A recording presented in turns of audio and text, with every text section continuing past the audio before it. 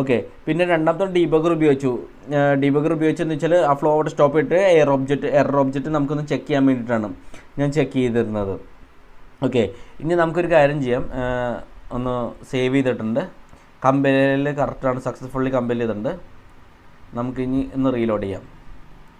Okay. എന്നിട്ട് ഞാനിവിടെ ഒന്ന് ലോഗൗട്ട് ചെയ്തേക്കാം. എന്നിട്ടൊന്ന് റീലോഡ് ചെയ്യാം. ഞാനിവിടെ തെറ്റായ വിവരങ്ങൾ കൊടുക്കണത്. എന്നിട്ട് സബ്മിറ്റ് ക്ലിക്ക് ചെയ്ത് കഴിഞ്ഞാൽ നമ്മുടെ ഫ്ലോ ഇവിടെ സ്റ്റോപ്പ് ആയിട്ടുണ്ട്. ഓക്കെ.